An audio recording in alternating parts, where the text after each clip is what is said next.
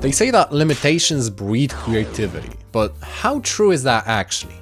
Well, I think it's very true, because I recently had to record an electric guitar melody, but I had no electric guitar. So after tons of trial and error, I actually turned my voice into this. And actually, I liked it even better than an electric guitar, because it meant I could seamlessly transition my lyrical phrases into the lead parts. You only see a moment. I mean, this is just so damn cool. So in this video, I'm going to show you exactly how I came up with this and how you can apply it in your music. So to start us off, I've got this house beat prepared.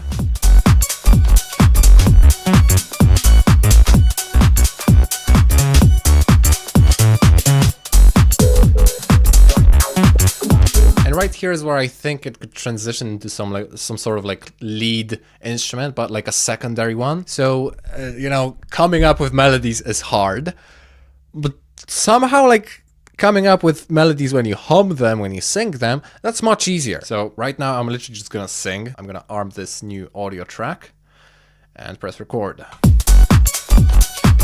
See what I come up with.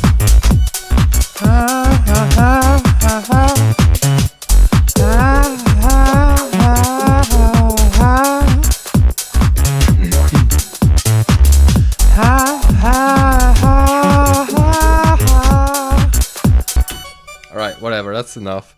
So you don't have to be a great singer. I think I was going off key quite a few times. But yeah, this is a good starting point. But before we get into the crazy effects that are going to turn this into an electric guitar, basically, I need to show you how I process the raw vocal first. So, firstly, I just add the OTT preset. If you don't use Ableton, you can also use X first, OTT. And bro, this is just this is the secret sauce for vocals, I swear. It's just like, at the snap of a finger, you get a vocal that's almost professional quality, right? Basically, it's just very heavy compression, but it also creates a problem, because check this out.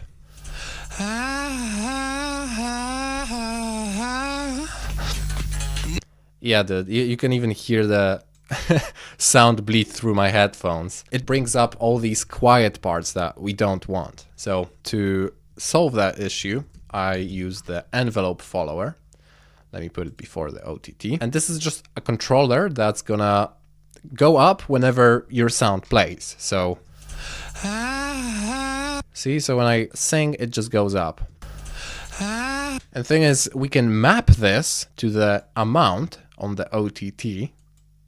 So, yeah, let me just turn it from modulation to remote, so it gets the full range. So now the OTT is only gonna get activated when we are actually singing. But yeah, this is just too low, so we need to turn the gain up.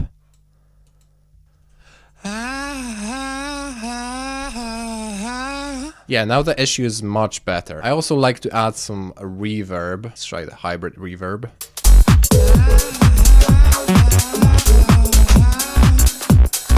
And immediately I hear myself going off key, so I'm gonna add the auto shift, which is Ableton's auto tune, basically.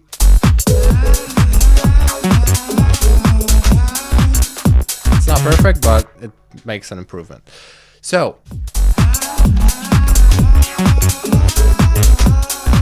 here's where the crazy effects come in. This was the basic processing. So, I'm gonna add the auto filter right now, because I want some cool filter sweeps to start happening. And the cool thing about the auto filter is that it's got a built-in LFO. So if I turn up the LFO amount, see, it starts going up and down like this. We can turn up the resonance. We can also change the rate down here.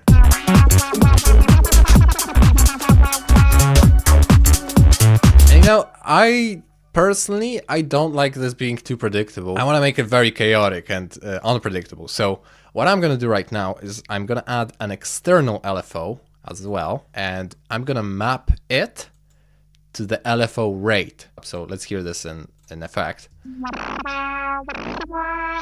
See, so it's slow and then it's very fast. And let me just turn it to remote. I think it's oscillating between slow and fast a bit too fast. So I can turn down the rate in here. So it's a bit of a more gradual change.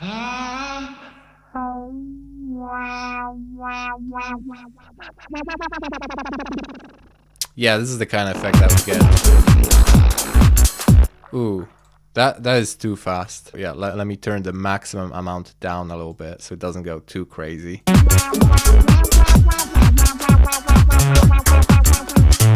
Ooh, you know what we should do? We should freaking pitch this up. So I'm gonna select all of these audio clips. I'm gonna just put them up by 12 semitones.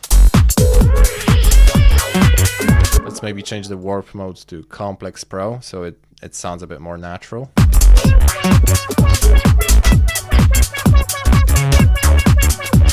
Maybe an echo could sound cool here.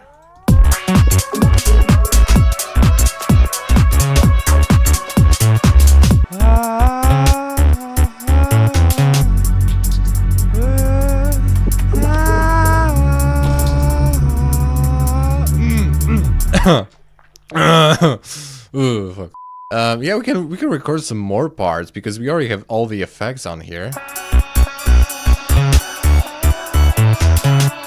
Let's put this up. 12 semitones. And you know, this LFO right now is giving us random results every single time. So if you'd want to commit, which I do actually right now, I'm gonna bounce this track in place. So this is gonna solidify all those LFO movements for us. So they're the same every single time. You know, your results may vary. Sometimes you can get movements that you just don't like that much. In which case, you know, it's fine. You can just try again. But yeah, I'm just gonna say fuck it and stick to whatever I have here. And because this isn't an audio clip right now, I can do some cool things with it. So make sure warp mode is turned on. And turn it to beats mode. So now I can choose this arrow in here and turn down the transients envelope. So we're only gonna get the transients of this sound. So this is basically gonna become more snappy and more plucky. That could be interesting. Could be something there. Let's set it to 16th notes. Let's see. Or 8th.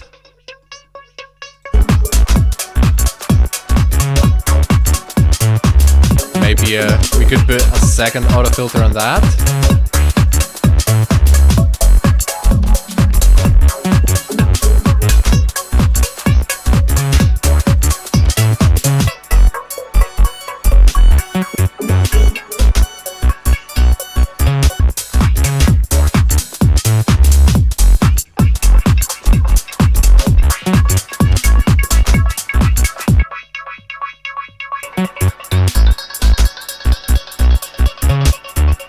Like that.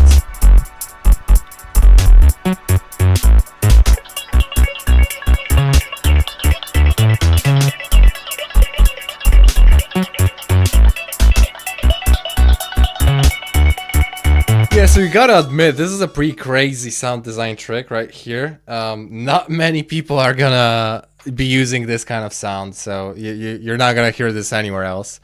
Well, now you're probably gonna, but it's still gonna be unique to your own voice. So hopefully I've inspired you to do something cool. If you wanna learn more crazy tips like these, I send them regularly to my email newsletter. So sign up to the Myshko newsletter if you wanna be part of that.